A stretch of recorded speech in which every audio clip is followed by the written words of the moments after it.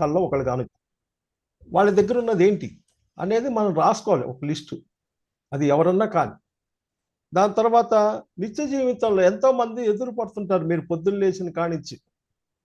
కాబట్టి ఎవరైనా ఒక వ్యక్తి ప్రవర్తనలో మనం ఎప్పుడూ బాధపడుతున్నప్పుడు, ఎవరైనా ఒక వ్యక్తి ప్రవర్తనలో బాధపడుతున్నప్పుడు బయట ఆ వ్యక్తి వల్ల బాధపడుతున్నట్టు కనిపించినప్పటికీ, బయట ఆ వ్యక్తి వల్ల కనిపించినప్పటికీ అంతరంగ ధ్యాన సాధనలో శోధించి గమనిస్తుండాలి. ఇలా గమనించినప్పుడు ఆ వ్యక్తిలో ఉన్నటువంటి లోపాలే, ఆ వ్యక్తిలో ఉన్నటువంటి లోపాలే మనలో కూడా ఉండి, అవే లోపాలు జ్ఞాన సముపార్జనతో వేరే చోట తప్పిదాన్ని మనం చేస్తున్నట్టు తెలుసుకుంటాం. ఎవరో ఏదో జరిగింది, అది నువ్వు ఎందుకు జరిగిందని నువ్వు ధ్యానంలో తెలుసుకుంటే అయ్యే గుణాలు నీలో ఉన్నాయి. ఎప్పుడైతే ఆ తప్పిదాలను మనం మార్పు చేసుకుంటామో అప్పుడు మాత్రమే బాధాకరమైన సంఘటన లేదా వ్యక్తి నుండి మనం బయట పడగలం. సాధకులు ఒక స్థాయి ఎదిగిన కొన్ని ఆధ్యాత్మిక సిద్ధాలు అరవర్చుకున్న తర్వాత కూడా నిత్యం వారికి ఎదురయ్యేవారు. ఎవరు ఎదురు పడుతుంటారు వీళ్ళందరికీ? స్నేహితులు, ఇంట్లో పని మనుషులు, పై అధికారులు, ప్రయాణంలో ఎదురయ్యే రోజువారీ సంఘటన. వీళ్ళంతా మీకు ఎదురుపడేవాళ్ళు. ఎవరు? స్నేహితులు. ప్రతిరోజు స్నేహితులు ఎదురుపడతారు. పని మనిషి, ఇంట్లో ఉన్న పని మనిషి ప్రతిరోజు కానొచ్చు. పై అధికారులు అంటే మన జాబ్ చేస్తున్నా ఏదైనా మన పై అధికారులు. ప్రయాణంలో ఎదురయ్యే రోజువారీ సంఘటనలు. మీరు సిటీ బస్సు ఎక్కండి, రైలు ఎక్కండి, ఎవరన్నా ఎక్కండి, మనల్ని బట్టే మనల్ని తోడన్న సూత్రాన్ని ఉపయోగించడం ద్వారా ఎన్నో కొత్త విషయాలు నేర్చుకొని వారి నుండి లోబడి ఉండకుండా లేదా వారి వల్ల మనం బాధపడకుండా సామరస్యంతో జీవితం అలవాటు అవుతుంది. వెరసి మనల్ని బట్టి మనల్ని తోడు అనేది మనకు అర్థం. ఏంది మనల్ని బట్టి మనల్ని తోడంటే, ఎవరైతే ప్రతిరోజు మీరు నిత్యం లేచి మీకు ఎవరైతే ఎదురు పడుతున్నారో వాళ్ళు ఏది అన్నా ఏది చేసినా మీరు బాధపడారు అంటే మీరు చెక్ చేసుకోవాలి ఫస్ట్. మనలో లోపాలు ఉన్న వాళ్ళే మీకు ఎదురు పడతారు అంటే వాళ్ళు మీకు ఒక అర్థం. అంతేకాని వాడేదే కాదు, ప్రతిరోజు అది ఎట్లుంది ఒక చెక్ లిస్ట్ ఉండాలి. ఎవరు ఎదురు పడుతున్నారు, ఈరోజు ఉదయం లేచాము, సాయంత్రం దాకా ఎవరు కానొచ్చారు, ఏమి జరిగింది అనేది మనం చెక్ చేసుకొని ముందు మనం మార్చుకోవాలి. వాళ్ళు కాదు మార్చుకోవాల్సింది. మనల్ని బట్టి మనల్ని తోడు అంటే మనలో అజ్ఞానం ఉంది, అట్టాటోళ్ళే దొరుకుతారు. మనలో మంచి మార్పు ఉంది, అట్టాటోళ్ళే తగులుతారు. ఇది కంపల్సరిగా ఒక కాగితం మీద రాసుకొని ప్రతిరోజు కూడా మనము అట్లా చెక్ చేసుకుంటుండాలి. అసలు ఏం జరుగుతుంది ఈరోజు నాకు అనేది తెలుసుకుంటే అప్పుడు నీకు అర్థమైపోద్ది. ఎవరో వచ్చారు, నిన్నేదో అన్నారు, ఎమ్మడే నువ్వు రియాక్షన్ కావటం కాదు, నాలో అలాంటివి ఉన్నాయా, నిన్ను చూసే కదా వాడు అంది. కాబట్టి మనల్ని బట్టి మనల తోడు అనేది ప్రతిరోజు మీరు ఎవరిని ఏమీ అడగాల్సిన పని లేదు. నువ్వు ఎట్లున్నావో అట్లాంటి వాళ్ళే నీకు ప్రతిరోజు కానొస్తుంటారు. ఇది దీని యొక్క పాయింట్. నెక్స్ట్ వచ్చేలోకి, దేవుని రాజ్యం తొలత గమనించండి. ఎవరు చెప్పారు ఇది? దేవుని రాజ్యం మీలో ఉంది, అది చాలా గొప్పగా నిర్మిత అయి ఉంది, తొలత దాన్ని గమనించండి, మిగతా విషయాలు వాటికి అవే తెలపబడతాయి. ఎవరు చెప్పారు? జీసస్ క్రైస్ట్ చెప్పాడు. దేవుని రాజ్యం తొలత గమనించండి, చాలా గొప్ప నిర్మితమై ఉంది, దాన్ని గమనించండి, మిగతా విషయాలు వాటికి అవే వస్తాయి. ఏంటది? ఈ భూమి అనే వాస్తు క్షేత్రంలో మనం అతి విలువైనది గుర్తించేది భగవంతుడు లేదా దైవ సామ్రాజ్యం. భగవంతుడు లేదా దైవ సామ్రాజ్యం.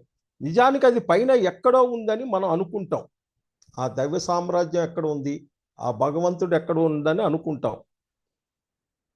కానీ పైన తెలిపిన ఆధ్యాత్మిక సత్యం ప్రకారం దేవుని రాజ్యం చాలా గొప్పగా నిర్మించబడి ఉంది, అది మనలోనే ఉంది, ఎక్కడో లేదు, నీలోనే ఉంది అని తెలుస్తుంది. అంతేకాకుండా మొదట దాన్ని తెలుసుకున్నైతే మిగతా విషయాలంటే ఏంటి, ముందు అది తెలుసుకుంటే మిగతా విషయాలంటే ఏంటి, ఆస్తి, అంతస్తు, ఆనందం, ఆరోగ్యం అన్నీ వాటికి కవే వస్తాయని అర్థమవుతుంది. ముందు నువ్వు ఆ లోపల ఉన్న వాడు ఎవడో కనిపెడితే అన్నీ వస్తాయి. కానీ సమాజంలో ఏం చెబుతుంది? సమాజంలో అందరూ సహజంగా సలహా ఇచ్చే విధానం ఏంటి? విధానం లేదా పాటించే విధానం ని గమనిస్తే సమాజం ఏం చెబుద్ది? ముందు డబ్బు సంపాదిస్తే తర్వాత మిగతా అన్ని ఆరోగ్యం ఆనందం అయ్యే వస్తాయని అంటది సమాజం ముందు డబ్బు కావాలి, అవి ఉంటేనే అన్నీ వస్తాయి అంటారు. కానీ దేవుని రాజ్యం ముందు తొలత దాన్ని గమనించాలి. అందుకే మనం ప్రధానంగా విలువైన మంచి కోర్సు చేయటానికి లేదా ఒక వృత్తి విద్య చేయటానికి కాని పక్షంలో ఏదైనా వ్యాపారం పెట్టుబడి పెట్టడానికి ప్రయత్నిస్తాం. కానీ పైన తెలిపిన ఆధ్యాత్మిక సూత్రం దీని విరుద్ధంగా ఉంటుంది. ముందు లోపల ఉన్న భగవంతుని లేదా దైవ సామ్రాజ్యాన్ని తెలుసుకుంటే ఆ సంకల్ప శక్తితో లేదా పూర్తి పరిమాణంలో మనం తయారు కావటం వల్ల మనం ఆశించే ఆనందాలు, ఆరోగ్యం, ఐశ్వర్యం అన్నీ వాటికవే అర్థం వస్తాయి. ముందు నీ లోపల ఉన్న వాడిని నువ్వు కనిపెడితే అన్నీ వస్తాయి. అంతరంగంగా ఉన్న దైవ సామ్రాజ్యం చూడటము అంటే ఎట్లా చూస్తావు? శాకాహారంగా ఉండాలి, శాకాహారాన్ని పాటించాలి, ధ్యానం చేయటం, ఆధ్యాత్మిక పుస్తకాలు చదవటం, సజ్జన సాంగత్యం మొదలైన వీటి ద్వారా నాడీ మండలం శుద్ధి జరిగి దివ్యతక్షు ఉత్తేజమవుతుంది. తద్వారా నిజమైన జ్ఞానం అంటే ఆత్మజ్ఞానం కలుగుతుంది. ఈ ఆత్మజ్ఞానమే భగవంతుడు ఎవరో కాదు, నీ యొక్క ఆత్మజ్ఞానమే భగవంతుడు. లేదా మనం ఘోషించే మొదటి వాక్యం ఏంటి? ప్రజ్ఞానం బ్రహ్మగా అవుతుంది అంటే విశేషమైన జ్ఞానమే భగవంతుడు. అయితే సర్వ సమాజంలో పూర్తిగా వ్యాపారంలోను, ఉద్యోగంలోను, అకాడమిక్ క్యారియర్లోను గొప్పలోను పూరకపోయిన వ్యక్తి ఈ నిజం తెలిసిన తర్వాత ఏం చేయాలి? దాన్ని అంతా వదిలిపెట్టాలా అంటాడు. బయట ఉన్న వాళ్ళు ఏమంటారు? అన్నీ వదిలిపెట్టాలా, ఈ ధ్యానం చేయాలి, ఇవన్నీ చేయాలంటే అన్నీ వదిలిపెట్టాలా అంటాడు. అక్కర లేదనే సమాధానం. కానీ ప్రాముఖ్యతలను మార్చుకోవాలి. అంతవరకు ఉన్న ప్రాపంచిక జీవిత అనుభవం ఖచ్చితంగా మనకున్న అనుభవంతో కొంత సమయం కేటాయిస్తే దానికదే గడుస్తుంది. పైగా ఆధ్యాత్మిక సామ్రాజ్యం దానికదే ఒక మహాసముద్రం. ప్రాపంచిక సముద్రం తోడు మరో సముద్రం కాబట్టి దీనికి ఎంత విలువ ఉందో దానికి కూడా అంతే విలువ ఉంది. ప్రాపంచకానికి ఎంతైతే విలువ ఇచ్చావో ఆధ్యాత్మికానికి కూడా అంతే విలువ ఉంది. కాబట్టి ఆధ్యాత్మిక సామ్రాజ్యాన్ని పొంది అందులోని ఆనందాలు పొందేంత వరకు ఎంత ఎక్కువగా ఉన్నా ప్రాపంచిక లక్ష్యాలు కొంత తగ్గినా ప్రమాదం లేని గ్రహించి మధ్య మార్గం వైపు పోవాలి. కష్టాలు వచ్చినాయి, అన్నీ వచ్చినాయి, కానీ ఆధ్యాత్మిక వైపు ఒక ఉంది. లోపల ఒక రూపాయికి రెండు ఉన్నాయి, ఒక పక్క బొమ్మ ఉంది, ఒక పక్క బొరుసు ఉంది. కానీ ఆ రెండు ఒకటే ఉంటాయి, తీసుకుంటారా? తీసుకోరు కదా బయట. కాబట్టి రెండిటిని నువ్వు మధ్య మార్గంలో నువ్వు జీవించాలి. అంటే ఉదాహరణకు ఏం చేయాలి? ఒకరోజు సాధన పుస్తకం చదవటం, ప్రచారం వంటి కొన్నిటిని మనం కొంత సమయం కేటాయించి చేద్దాం అనుకున్నప్పుడు వాటిని ఉదయం లేచిన దగ్గర నుండి కొన్ని గంటల పాటు చేసి తర్వాత ప్రాపంచిక పనుల్లోకి వెళ్ళాలి. ఇవన్నీ నువ్వు ముందు చేసి తర్వాత ప్రాపంచిక పనులు. అదేవిధంగా సమయాన్ని ఖచ్చితంగా కేటాయించాలి. మెయిన్ అసలు మనిషికి సమయం చాలా ఇంపార్టెంట్ అనేది కేటాయించాలి. టైం ఇస్ ది సోల్డ్ చేయాలి. చాలా మంది ఇక్కడే వెనకడుగు వేస్తారు. ఆధ్యాత్మికం అనేది ఏదో ఉద్ధరణ కోసం వచ్చేదనిలాగా, ఆధ్యాత్మికం అనేది ఒక ఉద్ధరణకు వచ్చేదిలాగా పావు గంట అరగంట కేటాయించి అక్కడికి ఎంతో చేసినట్టు ఫీల్ అవుతుంటారు. అబ్బా, నేను కాసేపు ధ్యానం చేశాను, కాసేపు పుస్తకం చేశాను, సజ్జన సాంగత్యం 24 గంటల్లో గంట నువ్వు చేసి 23 గంటలు ఏం చేసావు? చెత్త పనులు చేసి నీ నోటితో మాట్లాడి నీ ఇష్టం వచ్చినట్టు తిరిగి నువ్వేం చేసావు? కాబట్టి ఏదో కొంత చేసి ఇక్కడ చాలా మంది ఫీల్ అవుతుంటారు. ఇక్కడ మనం ఎవరిని మోసం చేస్తున్నట్టు? మన ఆత్మని మనమే మోసం చేసుకుంటున్నాం. లెక్క లోపల ఉన్న దైవ సామ్రాజ్యం చాలా విలువైనది. అదే భగవంతుడు. దాన్ని ఛేదిస్తే మిగతాయన్నీ వస్తాయి. దాన్ని ఛేదిస్తే మనకు మిగతా ఎన్నో వస్తాయి. ఏంటి? జీసస్ క్రిస్టుడు వంటి మహానుభావులు చెప్పింది కూడా మన భావ్య విషయాల్లోనే ఆనందం ఉందని. 24 గంటలు వాటినే పట్టుకొని వేలాడితే ఎవరు మోసం చేసుకున్నట్టు? 24 గంటలు దాన్నే పట్టుకొని పిలిస్తే ఎవరు మోసం చేసుకున్నట్లు అన్నది గ్రహించి, రోజులో అంటే ఉదయం 8 గంటల నుండి మధ్యాహ్నం 2 గంటల వరకు ఆధ్యాత్మికానికి, బీషిట్ అంటే మధ్యాహ్నం 2 గంటల నుంచి సాయంత్రం 8 గంటలకు ప్రాపంచికాన్ని కేటాయించాలి. ఎంత కేటాయిస్తున్నాము? ఈ పనిలో మనం భగవంతుని మనం పూర్తిగా అర్థం చేసుకుని మన జీవిత ధ్యేయం తెలుసుకునే వరకు స్కేల్తో కొలిచినట్టే చెయ్యాలి. ఇవన్నీ ఎన్నో ఉంటాయి. వాటిని ఎంతవరకు నువ్వు చేస్తున్నావు, ఎంత టైం పెడుతున్నావు, దాన్ని ఎంతవరకు చేస్తున్నావు అనేది తెలుసుకోవాలి. మనలో అంతరంగా ఉన్న భగవంతుడి మీద అవగాహన వచ్చే కొద్దీ ఈ టైం ఫ్రేమ్ నుండి బయట ఎప్పుడు ఏది అవసరమైతే అది చేసి స్థాయికి చేకూరుతాం. ఆ స్థితి వచ్చేంత వరకు ఒక మిలిటరీ మ్యాన్గా తయారు కావాలి. నీ స్థితి నీవు ఆ భగవంతుడిని తెలుసుకునేంత వరకు ఒక మిలిటరీ మ్యాన్గా తయారవ్వాలి. ఏంటది? తినే తిండి దగ్గర నుంచి భావ్య విషయము ధ్యానం వరకు అన్నిటినీ సీరియస్గా, నువ్వు తినే తిండి కానీ ధ్యానం వరకు అన్నిటినీ భావ్య విషయాలు కూడా సీరియస్గా అమలు చేస్తూ మనకు మనమే రెడీ స్టే గో అనుకుంటూ కొన్ని రోజుల పాటు 6 గంటల నుండి 8 గంటల సమయం కేటాయించినప్పుడు తప్పకుండా మనలో ఉన్న దేవుని రాజ్యం నువ్వు చేరుకోగలుగుతావు. అంటే నువ్వు ఎక్కువ సమయాన్ని నువ్వు కేటాయిస్తే నువ్వు దేవుని రాజ్యంలోకి చేరుకోగలుగుతావు. దేవుని రాజ్యం చేరుకున్నామని తెలియటానికి ఒకే సంకేతం. అది ఎట్లా తెలుస్తుంది? అంతవరకు భావ్యంగా పట్టి పీడిస్తున్న మనకు బాధను కలిగించే సమస్యలు నుండి పూర్తిగా బయటపడి బయట విషయాలన్నీ వాటికి అవే కలిసి రావటం గమనిస్తావు. నువ్వు ఎప్పుడైతే నీ దేవుని రాజ్యంలో నువ్వు సమయాన్ని పెట్టి నువ్వు అన్నీ చేశావో ఏమొస్తాయి? నీకున్న సమస్యలన్నీ దూరం జరుగుతాయి. ఇదే గుర్తుపెట్టుకోవాలి. పైన చెప్పిన జీసస్ వాక్యం తొలత అన్న పదం చాలా ముఖ్యమైనది. జీసస్ ఏం చెప్పాడు? తొలత అనేది ముఖ్యమైనది. దాని అర్థం మనకు ఆత్మజ్ఞానం నేర్చుకోవటానికి వచ్చే అవకాశం ప్రాపంచిక అవసరం అనేది రెండిట్లో ఉంది. అంటే తొలత ఫస్ట్ అంటే నువ్వు చేయాల్సింది. వైజంక్షన్ వచ్చినప్పుడు ముందు ఆధ్యాత్మికాన్ని పూర్తి చేసి కొంతమందికి వైజంక్షన్స్ వస్తాయి. సపోజ్ ఏదో మీరు అందరూ ఉన్నారు, ఈరోజు హైదరాబాద్లోనో లేకపోతే వైజాగ్లోనో ఎక్కడో ఒక మంచి క్లాసు, ఒక విశేషమైన క్లాసు చెబుతారు, మీకు తెలుస్తుంది. ఈలోపు ఏం చేస్తారు? అదే టయానికి మీ యొక్క చెల్లెల ఇంట్లోనో మీ బంధువుల ఇంట్లోనో ఫంక్షన్ వస్తుంది. దీన్ని వైజంక్షన్ అంటారు. దేనికి పోవాలి? వైజంక్షన్ వస్తుంది. దేనికి పోవాలి? ఫస్ట్ ఆధ్యాత్మికాన్ని హాజరేసుకొనే ప్రాపంచికంలోకి పోవాలి. దీన్ని వైజంక్షన్ కంపల్సరీ వస్తుంది. ప్రతి ఒక్కరికి మంచి క్లాసు పోవాలన్నా మంచి వర్క్ చేయాలన్నా తప్పక్కన వస్తుంది. దీన్ని వైజంక్షన్ అంటారన్నమాట. ఇలా ప్రతిరోజు ఆధ్యాత్మికాన్ని మొదట ప్రాముఖ్యత తీసుకొని చేస్తే కొద్ది రోజులు గొప్ప గొప్ప అనుభవాలు పొంది మనలోని దైవ సామ్రాజ్యాన్ని తప్పక చేరుకోగలుగుతాం. ఈ రకంగా చేస్తే మనలో ఉన్న దైవ సామ్రాజ్యానికి మనం చేరుకోగలుగుతాం. ఏం చెప్పాడు? ఆది శంకరాచార్యులు చెప్పారు. ఏం చెప్పాడు?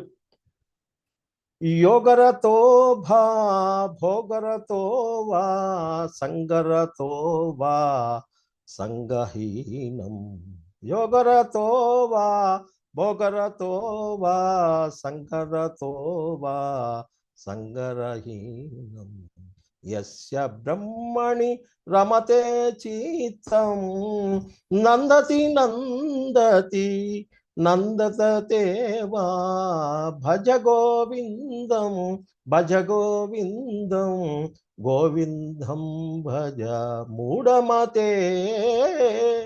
ఏంటి? మనిషి యోగిగా ఉన్నా, భోగిగా ఉన్నా, సంఘంలో అందరితో కలిసి ఉన్నా, లేక ఏకాకిగా ఉన్నా, ఇవన్నీ ముఖ్యమైన విషయాలు కావు. ఏం చెప్పాడు? మనిషి యోగిగా ఉన్నా, లేక భోగిగా ఉన్నా, సంఘంలో అందరితో కలిసి ఉన్నా, లేక ఏకాకిగా ఉన్నా, ఇవన్నీ ముఖ్యమైన విషయాలు కావు. ఎలాంటి పరిస్థితులు ఒడిదుడుకుల్లోని మునిగిపోకుండా, ఎలాంటి ఒడిదుడుకుల్లో మునిగిపోకుండా, కొట్టుకొని పోకుండా ఆత్మజ్ఞానం స్ఫూర్తితో సదా ఎవరైతే జీవిస్తూ ఉంటారో వాళ్ళే నిజమైన ఆనందమయులు. వాళ్ళకే ఎప్పుడూ ఆనందం ఉంటుంది. ఇది ఆయన ఇచ్చిన పద్యం. దానికి బ్రహ్మర్షి పితామహం ఏమి ఇచ్చారంటే, భావ్యంగా ఎలా ఉన్నది కాదు, భావ్యంగా ఎలా ఉన్నది కాదు, అంతరంగంలో ఎలా ఉన్నాము అన్నదే ముఖ్యం. ఆత్మస్ఫూర్తి సదా కలిగి ఉండాలంటే దానికి ఒకటే మార్గం, అదే ధ్యానము. నిత్య ధ్యానము అంటే నిత్య గోవింద భజన, అంటే నిత్య ఆత్మ భజన. ఇది దేవుని రాజ్యం యొక్క విశేషం. దీని తర్వాత పాయింట్ ఏంటంటే, వాక్యము ద్వారానే స్వస్థపరచును. వాక్యము ద్వారానే స్వస్థపరచును. ఎవరు చెప్పారు? వాక్యము స్వస్థపరచును అన్నాడు జీసస్. భగవద్గీతలో ఉన్నాడు, జ్ఞానాగ్ని దగ్ధ కర్మాణం అన్నాడు శ్రీకృష్ణుడు. అనారోగ్యం లేదా అస్వస్థత అనేది మనలోని మూల అజ్ఞానం నుండి కలుగుతుంది. ఏది జరిగినా మనలోని మూల అజ్ఞానం. భూమి అనే ఆట స్థలంలో ఆడటానికి వచ్చిన ఆట యొక్క విధి విధానాలు, రూల్స్ తెలియాలి. రూల్స్ పూర్తిగా తెలవకుండా ఆడే ఆటే సరి అయిన ఆట అనిపించుకోదు. ఎందుకు వచ్చాము, ఏం ఆటాడాలి, ఏం చెయ్యాలి అనేది ఆ యొక్క రూల్స్ తెలవకుండా ఆడితే ఏముంది? పై ఆటలో ఉన్న 3 ముఖ్యమైన స్థాయిలు ఏంటయ్యి ఆటలో? యంత్రము, మంత్ర, తంత్ర ఎవరిస్తాం. వీటిలో యంత్ర మరి తంత్ర అనేది ఇంద్రియాల స్థాయిని దాటే విషయమైన, వీటితో సరిసమానమైనది మంత్ర, అంటే వాక్కు చాలా ముఖ్యమైన స్థాయిగా గుర్తించాలి. యంత్ర, మంత్ర, తంత్ర. ఈ మంత్ర అనేది చాలా విశేషమైనది. ఏంటో దీని గురించి తెలుసుకున్నాం. మన వాక్కు మనకు తెలియకుండానే ఇతరులపై ఒక మంత్రంలాగా పనిచేస్తుంది.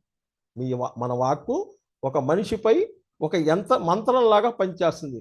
మనం జ్ఞానంతో కూడిన మాటలు మాట్లాడినప్పుడు, మనము ఎదుటి వ్యక్తిని జ్ఞానంతో కూడిన మాటలు మాట్లాడినప్పుడు అది అవతల వాళ్ళు జ్ఞానవంతులుగా తీర్చిదిద్దుతుంది.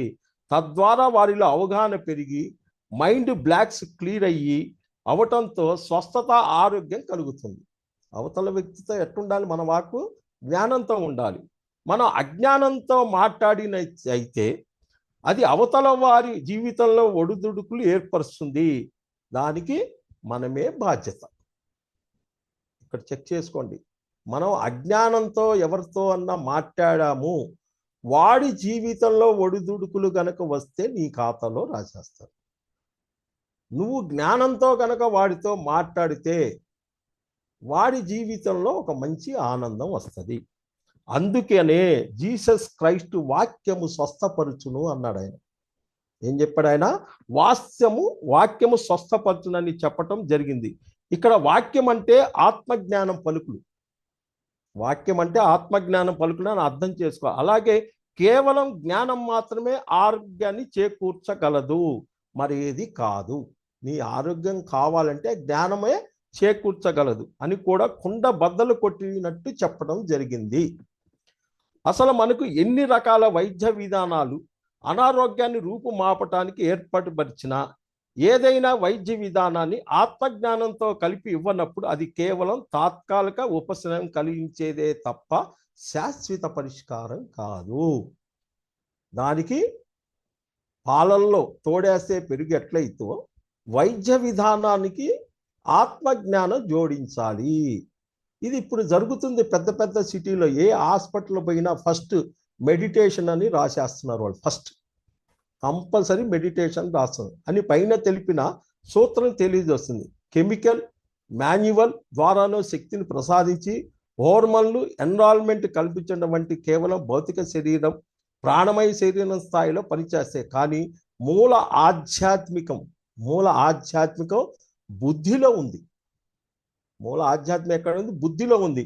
ఏ వైద్య విధానం లేదా పద్ధతి లేదా వాక్కు ఈ ఆధ్యాత్మిక బుద్ధిని ఉద్దిపరిచే విధంగా ఉంటుందో అది మాత్రమే సంపూర్ణ ఆరోగ్యాన్ని అందివ్వగలదు అని చెప్పేదే జ్ఞానాగ్ని దగ్ధ కర్మాణం, శ్రీకృష్ణుని వారి సందేశ సారాంశం. ఆత్మ జ్ఞానం ద్వారానే అది జరుగుద్ది. కాబట్టి ప్రస్తుతం ఉన్న ఏ వైద్య విధానమైనా ఆత్మజ్ఞానము అంటే ఏంటి? ధ్యానము, శాకాహారం అని టార్చి జోడించినప్పుడు పూర్తి స్థాయిలో ఫలితాలు పొందటం గలటం ఎటువంటి సందేహము లేదు. ఎక్కడ ఉంది చెప్పరు. ఇప్పుడు డాక్టర్ జీకే గారు ఎంబీబీఎస్ క్వాలిఫై అయ్యి పట్టా కూడా ఉంది ఆయనకి. ఆయన డాక్టర్లకు అందరికీ తెలుసు ఈ వ్యాధి ఎందుకు వస్తుంది, ఈ వ్యాధి ఎందుకు రాదు అనేది కూడా తెలుసు, అని మనం చెప్పరు. ఒకటి, ఈరోజు మెడిసిన్ లెక్కలో నాకు తెలిసినంత వరకు జబ్బు తగ్గే మందు ఎక్కడన్నా క్రియేట్ చేశారా? ఎక్కడా లేదు. మరి ఎట్లా తగ్గాలి? ఈరోజు ఇంతమంది ఇన్ని సమస్యల నుంచి, ఇంత జ్ఞానం నుండి బయట ఎట్లా పడారు?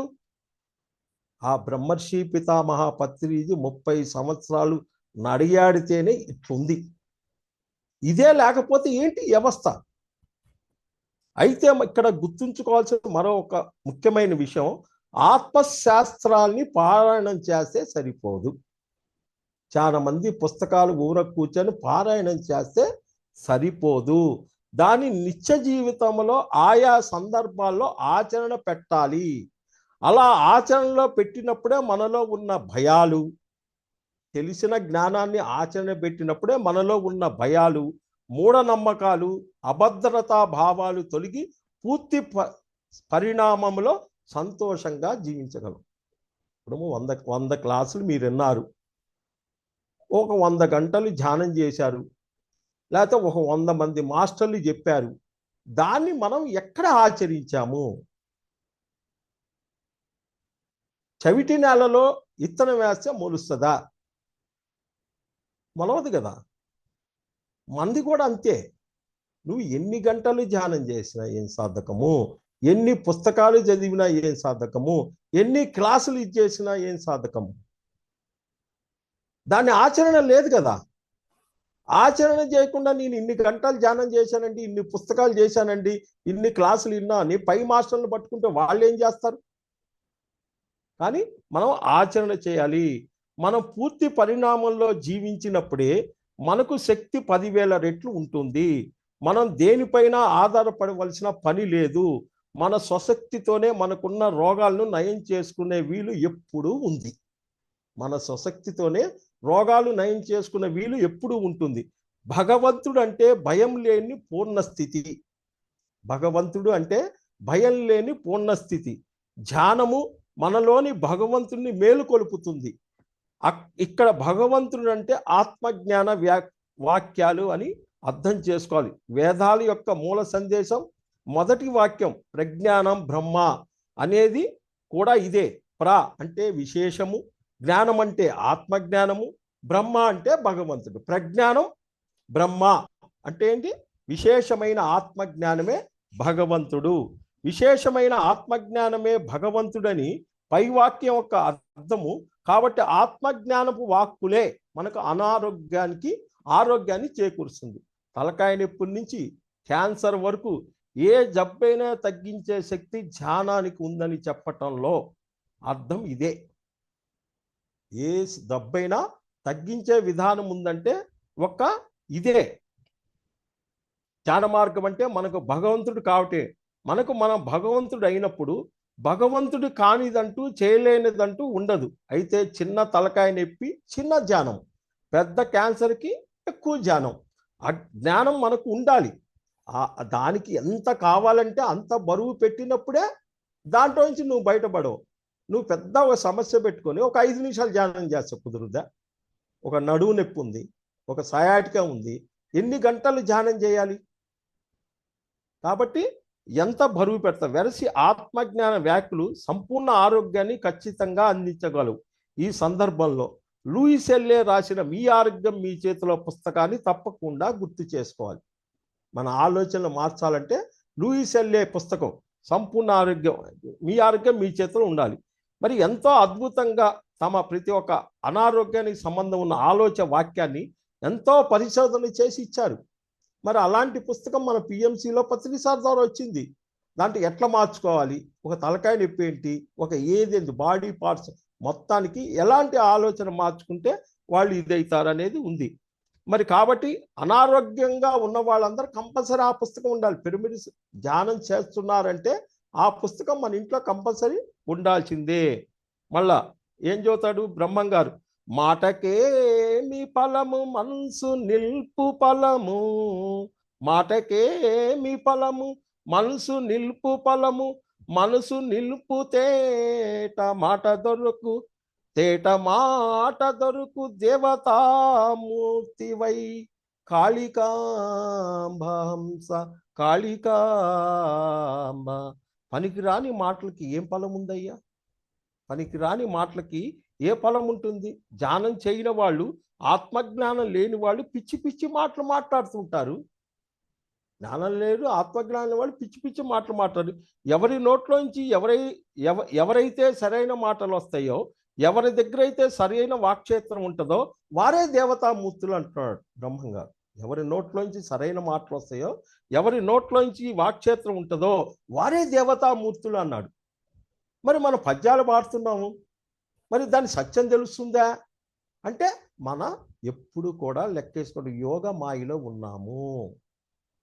మనము ప్రతిరోజు ఒక యోగ మాయలో ఉన్నాము. ఆ మాయని తొలగించుకోవటమే సత్యం తెలుస్తుంది. ఇప్పుడు చాలా మంది ఉన్నారు. నిన్న ఒకటి వ్రతం చేశారు. ఏది?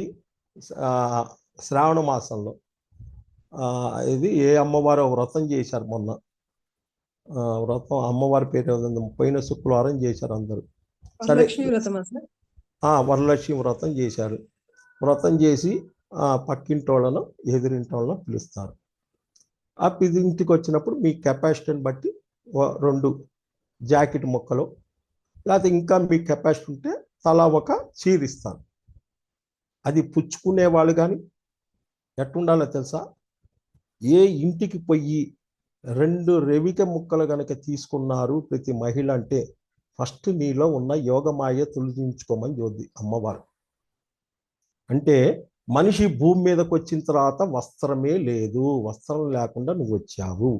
ఎందుకు వస్త్రం ఉందంటే సమాజంలో తిరిగేటప్పుడు వస్త్రం లేకపోతే కుదరదు.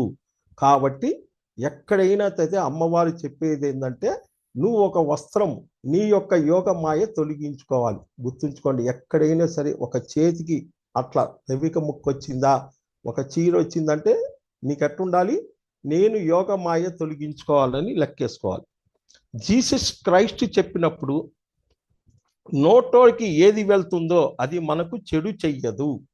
నోట్లోకి ఏది వెళ్తుందో అది చేయదు. నోట్లోంచి ఏది మరి బయటికి వస్తుందో అదే ఆత్మకి చెడు చేస్తుంది.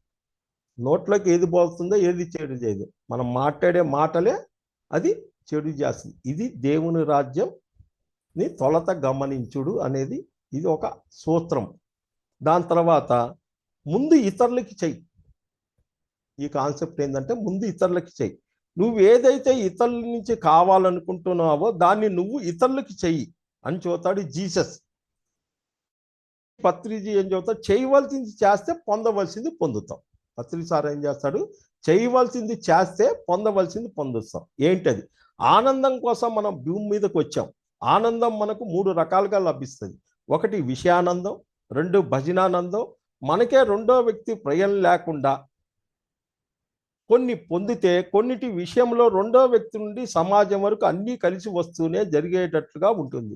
ఇలా బయట నుండి కలిసి రావటం ద్వారా మనం పొందే ఆనందాలు నిర్ఘాటంగా జరిగి రావటానికి మూల సూత్రం మళ్ళీ మనలోనే ఉంటుంది అనేదే ముందు ఇతరులకు చెయ్యి. ఆత్మ సిద్ధాంతం యొక్క ముఖ్య సిద్ధాంతం. నీకేం కావాలో ముందు నువ్వు ఇతరులకి చేయాలి. అంటే మనం ఏదైతే బయట నుండి ఆశిస్తున్నామో, మనం బయట నుంచి ఏదైతే ఆశిస్తున్నామో దాని ముందు ఇతరులకి చెయ్యాలి. నీవు ఒక ధ్యానం కావాలి, నువ్వు ఇంకొకరికి ధ్యానం నేర్పాలి. ఒక పుస్తకం నీకు కావాలి, ఒక పుస్తకం ఇంకోటికి ఇస్తే నీకు వస్తుంది. అయితే మన వద్ద లేనిది మనం ఇతరులకి ఎలా ఇవ్వాలి? మళ్ళీ ఇదొకటి వస్తుంది. మన దగ్గర లేనిది మనం ఇతరులకి ఎలా ఇవ్వాలి అన్న ప్రశ్న. మనం పొందాలనుకున్న ఆనందం లేదా విషయము ఇతరులకి అవసరమైనదే. మనం పొందాలన్న ఆనందం ఏదైనా ఇతరులకు కూడా అవసరమైనదే. కాబట్టి అదే విషయాన్ని అవతల వారు పొందటంలో మనం సహకరించటం లేదా మనం చేయగలిగినంత సహాయం చేయటం చేయాలి. ఎందుకంటే నిజమైన ఆత్మజ్ఞానం ప్రపంచం అంతా తానే ఉంటాడు. నిజమైన ఆత్మజ్ఞాని ప్రపంచమంతా తానయ్యి అన్న భావనలు ఉంటాడు. తను కాక బయట ఉన్న సకల జీవకోటి పదార్థం అంతా ఒకటి పైగా అది తానే అనే భావన ఉండటం వల్ల ఇతరులేమిలో ఉండటం అంటే తాను కలిగి ఉండకపోవటమే అని భావించి తాను ఇతరులకి చేయగలిగినంత చేయాలి అని నిరంతరం సేవ చేస్తుంటాడు. ఇతరులకి చేయవలసిందంత ఆనందంగా మనస్ఫూర్తిగా చేసినప్పుడు మనం పొందవలసింది పొందుతాం. నువ్వు ఏదైతే ఇస్తావో అది మనస్ఫూర్తిగా ఆశించి కాదు చేస్తే అది నీకు కావాల్సింది వస్తుంది. కార్యకారణ సంబంధాలు ఈ ప్రపంచం నిర్మితమై ఉంది. చేయవలసింది చేసినప్పుడు మనకు రావాల్సింది వస్తుంది. నువ్వు చేయాల్సింది చేస్తే రావాల్సింది వస్తుంది. మనకు రావాల్సిన దానికోసం చేయకూడదు. అది ఆ సమయంలో మనం చేయవలసిన అతి ముఖ్యమైన కార్యక్రమం. ఒకవేళ ఇతరులకు మనకు చెప్పినప్పుడు ఎలా అయితే ఆనందంగా మనస్ఫూర్తికి చేయాలి అనుకుంటామో అదే విధంగా మనం కూడా ఇతరులు చేసి పెట్టాలి. చేయవలసింది చేస్తే పొందవలసింది పొందుతాం. బ్రహ్మర్షి పత్రిజీ మాటల్లో చెప్పాడు ఇది. ఒక ఆనందాన్ని పంచాలి. ఏది నీకు కావాలంటే అది నీకు వస్తుంది. మనకు నిరాకాటమైన ఆత్మ పరిణితి కావాలనుకున్నప్పుడు మన ఇతర జీవకోటి ముఖ్యంగా పరిణితికి దగ్గరగా ఉన్న జంతు సామ్రాజ్యానికి నిరాటకమైన ఆత్మ పరిణితి అవకాశం ఇవ్వాలి. ఎప్పుడైతే మనం వాటిని చంపి కోసుకొని తింటామో దాని ఫలితం మన పరిణితిని మనం చంపుకున్నట్టే అదే మనకి తిరిగి వస్తుంది. ఒక జీవహింసే కాదు, మన వాక్కు కూడా అంతే. చాలా మంది నేను చూస్తుంటాం, మీరు శాకాహారులే ఒక వంటగదిలో పోతారు. వంట వండినప్పుడు ఎన్ని ఆలోచనలు ఉంటాయి. అది శాకాహారమైద్దా? ఎన్ని పడతాయి దాని మీద? అది ఎప్పుడన్నా మనం చెక్ చేసుకున్నారా? ఒక వంటగదిలో మనం వంట చేస్తున్నప్పుడు ఎన్ని రకాలు పడతాయి. మనం అన్నం తింటున్నాం, ఫుడ్ తింటున్నాం. ఆ ఫుడ్ మీద ఎంత మాటలు పడతాయి ఆలోచన చేశారా? ఒక గ్యాస్ట్రిక్ ట్రబుల్ వచ్చిందంటే మీ ఫుడ్ మీద పడుతుంది. అదంతా మీ ఆలోచనలు, మీ మాటలు, అదంతా లోపల పోయి తయారవుతుంది. కాబట్టి మన ఆలోచనలు ఎట్టున్నాయి, మన పరిణితి ఎట్టుంది అని మనం చెక్ చేసుకుంటూ ఇతర జంతువులను చంపితే చెడు కర్మనే పరిణితుల ఆటంకాలు పొందుతాం అని గమనించాలి. జంతువుల పట్ల మనం చూపే భూత దయ ఆత్మ పరిణితికి ఉపయోగపడుతుంది. నువ్వు చూపించే దయ ఆత్మ పరిణితి. అదేవిధంగా ఆత్మ పరిణితి లేదా ఆత్మజ్ఞానం మోక్షం కావాలనుకున్నప్పుడు మనకున్న జ్ఞానాన్ని ఇతరులకు పంచిపెట్టాలి. నువ్వు మోక్షం కావాలి, నీకున్న జ్ఞానాన్ని ఇతరులకు పంచిపెట్టాలి. మనం చాలా అనుకునే ఈ 3 విషయాలు ఏంటి? నువ్వు ఏం చదువుతావు? ఏవి ఇవ్వాల్సిన పని లేదు, నువ్వు డబ్బులు ఇవ్వాల్సిన పని లేదు. ఏమన్నా 3 పాయింట్లు. ధ్యానం అంటే శ్వాస మీద ధ్యాస. ఒక్క ముక్క చెప్పలేవా? ధ్యానం అంటే శ్వాస మీద ధ్యాస. శాకాహారం శ్రేష్టమైన ఆహారం. పిరమిడ్ 3 రెట్లు అధిక శక్తి ఇస్తుంది అనే ఈ విషయాలు చేస్తే ఈ విషయాలు ఇతరులకు ఎంతో పెద్దదిగా ఉంటుంది. కానొచ్చినోడికి నీ దగ్గర బోర్డంతా సమస్య చెబుతారు, గంటలు ఫోన్లు చేస్తారు, గంటలు తింటారు ఫోన్లు. అసలు ఆ ఫోన్లు చేసినప్పుడు ఫస్ట్ నువ్వు ధ్యానం చెయ్యాలని నువ్వు 4 సార్లు చెప్పు. 5వ సారి నీకు ఎవడు ఫోన్ చేయడు. నీ చుట్టం కాదు, నీ చెల్లెలు కాదు, నీ అక్క కూడా ఫోన్ చేయి. ఫస్ట్ ఫోన్ చేయగానే ధ్యానం చెయ్యి అని 4 సార్లు చెప్పానుకో, నీ దుంప దగ్గర ఇది ఫోన్ ఎత్తితే ధ్యానం చేయొద్దు, గోల్ ఎందుకు మనకెందుకని ఫోనే చేయి. ఎంత ఆనందం వస్తుంది అప్పుడు. అది నేను ఎన్నో రుచి చూశాను. మాకు ఫోన్ చేయమంటే చేయరు ఎవడు. మా రిలేటివ్స్ కూడా ఏం చేయరు. మాట్లాడితే శాకాహారం అంటాడు, మాట్లాడితే ధ్యానం అంటాడు. వీటితో ఎందుకు గోళాన్ని రారు అసలు. పోతే ఏమైతే నాకెంతమంది ఆత్మ బంధువులు ఉన్నారు, బోర్డంతమంది ఉన్నారు, కోకొల్లలు ఉన్నారు. బెంగళూరులో ఉన్నాను, ఇక్కడ బెంగళూరులో 300 మంది ఉన్నారు. నాకు టైం ఎట్ట గడుస్తుందని అనుకుతారు. నాకు టైం అసలు చాల్టులా. అది పెంచుకోవాలి మనం. కానీ ఎక్కడుంటే ఉంది ఎంజాయ్. ఈరోజు మీరున్నారు, మీరు ఇచ్చారు నాకు ఇంత సమయము, నాకు ఎంత ఆనందం వస్తుంది. 1 గంట ఇచ్చినా చాలు. కాబట్టి ఆ రకంగా మనం చెయ్యాలి. బొందితో కైలాసం అన్నట్టు మనం చెప్పే విషయం వారి జీవితాలను పూర్తిగా మార్చేస్తుంది అనటంలో ఎటువంటి సందేహం లేదు. కాబట్టి ఇంతకన్నా ఎక్కువ స్థాయి విషయాలు మనకు బోధపడాలి అని ఆశించే ముందు, వాటిని పొందేందుకు అర్థం చేసుకునే ముందు మన వద్దున్న ఈ సాధారణ విషయాలు ఇతరుల వద్దకు చేరవేయాలి. అందువల్లే భగవద్గీతలో శ్రీకృష్ణుడు వారు ఏమన్నారు? మంచి శ్లోకం ఇచ్చాడు. తద్వితి ప్రణిపాతేన పరిప్రశ్నేయ సేవయా ఉపదేశితం తే జ్ఞానం జ్ఞానినా సత్య దర్శనం. మంచి శ్లోకం ఇచ్చాడు. ఏంటి తాత్వ? తత్వదర్శులైన వారికి జ్ఞానులకు సాష్టాంగ నమస్కారం చేసి విషయముతో ప్రశంసి శుశ్రూష చేసి ఆత్మతత్వం తెలుసుకోవాలి. సాష్టాంగ నమస్కారం అంటే దేవుళ్ళ గుళ్ళో బోళ్ళ పడుకోవటం కాదు, ఇక్కడ చాలా అర్థం ఉంది. ఈ విధంగా చెప్పటంలో ఉద్దేశం ఏదైనా విద్యను మనం కావాలి అనుకున్నప్పుడు తొలత దాన్ని పూర్తిగా శరణాగతి కావాలి.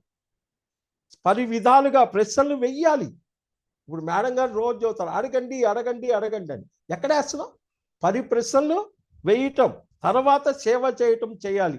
మన స్థాయిలో మనం సేవ చేసిన తర్వాత మనకు ఉపదేశం జరిగిందంటే మూడో కన్ను తెరుచుకొని పూర్తి తత్వబోధ పడుతుంది అని దాని అర్థం. కాబట్టి మనం చేసే ఆధ్యాత్మిక సేవ నుండి మనం మరింత జ్ఞానం పొందగలం అన్న దానిలో ఎటువంటి సందేహం లేదు. మనం చేసే సేవను బట్టి ఎటువంటి సందేహం. చాలామంది నీకు తెలిసినంత వరకు నువ్వు చేసుకో, ఏం చెబుతారు? చాలా మంది నీకు తెలిసినంత వరకు నువ్వు చేసుకో, ఇతరులకు చెప్పవలసిన పని లేదు అంటారు. చాలా మంది అంటారు నీకు తెలిసినంత నువ్వు చేసుకో, ఇతరులకు చెప్పవలసిన పని లేదని చెప్పేది సంపూర్ణ అర్ధరహితం. అది సంపూర్ణ అర్ధరహితం. మనకు తెలిసిన దాన్ని ఇతరులకి రకరకాల పద్ధతుల్లో, నీకు తెలిసిన దాన్ని ఇతర రకాల బోధనలు, పుస్తకాలు రాయటం, సాహిత్యము మొదలైన మార్గాల ద్వారా ఇతరులకు అందించినప్పుడు మరింత జ్ఞానం పొందే అవకాశం ఉంటుంది. ఇది పాయింట్. నీకేమి కావాలంటే నువ్వు ఇంకొకరికి ఇస్తే నీకు అది వస్తుంది. కానీ నీ చేతికి ఒక లడ్డు వచ్చింది, పక్కన లడ్డు ఇస్తే 2 లడ్డు వస్తుంది, మొత్తం నువ్వే నోట్లు వేసుకుంటే. కాబట్టి ఇదంతా కూడా ఏది చెయ్యాలన్నా మన మనసు రోజు అడ్డం పడుద్ది. ఒక పుస్తకం కొనాలి అంటే ఏమైంది? ఇంతెందుకులే, 275 రూపాయలంట పుస్తకం, జీవాత్మ ప్రపంచ నియమాలు. అబ్బో మనకెందుకులే. కానీ ఎట్టొస్తుంది జ్ఞానం? రాదు. చూద్దాంలే, 10ంటికి క్లాస్ అంట, ముందు ఓంకారనాథం చెప్పారంట, అప్పుడు ఎందుకులే, 10ంటికి స్టార్ట్ చేద్దాంలే, ఇంకొక 5 నిమిషాలు ఆగిపోదాంలే. పోయింది గుంటు సున్నా. సమయాన్ని ఎక్కడైతే నువ్వు కాటించలేదో ఆడ ఇన్నావా లేదా? 8:30కి సమయము అంటే 8 గంటల 25 నిమిషాలకి కూర్చోవాలి. సమయం చాలా విశేషమైనది. ఆత్మజ్ఞానంలో కాదు, భౌతికంగా అయినా సరే. ఇప్పుడు మీరు 8:30 అన్నారు, నేను 8:25కే కూర్చున్నాను, నాకేం పని? నాకు 9 గంటలు కదా టైం ఇచ్చింది. కానీ సమయం అంత విశేషమైనది. కాబట్టి సమయం మీద చాలా పట్టుండాలి. కాబట్టి జాగ్రత్తగా మనం అర్థం చేసుకొని మనం ముందుకు పోవాలి. తర్వాత ఓకే, ఈ రోజుకి ఈ 3 పాఠాలు చెప్పటం అయింది. 9:43 అయింది. ఏం చెప్పాను నేను? మనల్ని బట్టే మనల్ని తోడు అంటే ప్రతిరోజు ఈ రోజు నుంచి లెక్కేసుకోండి. ఒక కాగితం మీద ఉదయం నుంచి సాయంత్రం దాకా ఎవరోళ్ళు కానొచ్చారు రాసుకోండి. దాంట్లో మనం మారాల్సింది ఏంటి? దాంట్లో ఆత్మజ్ఞానులు ఎంతమంది ఉన్నారు, భౌతికమైన వాళ్ళు ఎంతమంది ఉన్నారు. ఇది ఫస్ట్ పాయింట్. తర్వాత దేవుని రాజ్యం కొలత గమనించుడు. మనం రోజు ఎంతసేపు చేస్తున్నాము, దానికి సమయం ఎంత పెట్టాము, ఎంత వడుకున్నాము, ఆ సమస్యలన్నీ నువ్వు దేవుని రాజ్యంలో కనుక ఉంటే నీ అన్నీ పోతాయని చెబుతున్నాడు కదా. మరి అవన్నీ పోకపోవటానికి కారణం మనం అంత బరువు పెట్టలేదు. దాని తర్వాత ఏం చెప్పారు? వాక్యము ద్వారా స్వస్థపరచును. గుర్తుంచుకోండి, ఇది చాలా విశేషమైన పాయింట్. మాట చాలా విలువైన పదువైన మాట. పొరపాటున వేడే వాడి జీవితంలో కాస్త ఒడిదుడుకొచ్చిందంటే నీ ఖాతాలో రాసేస్తారు.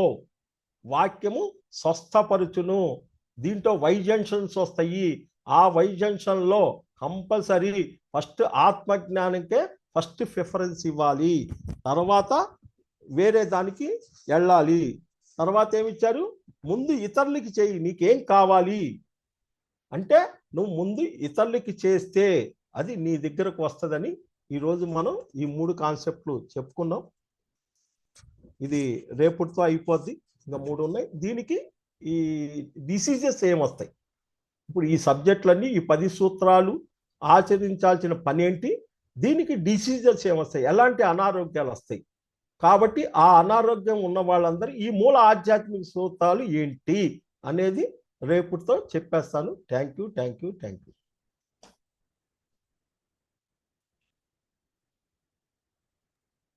Thank you sir. ఫ్రెండ్స్, మరి దీని మీద ఇంకా క్వశ్చన్స్ చక్కగా ఉంటే కనుక అందరికీ యాక్సెస్ ఉంది. అన్మ్యూట్ చేసుకుని అడగచ్చు.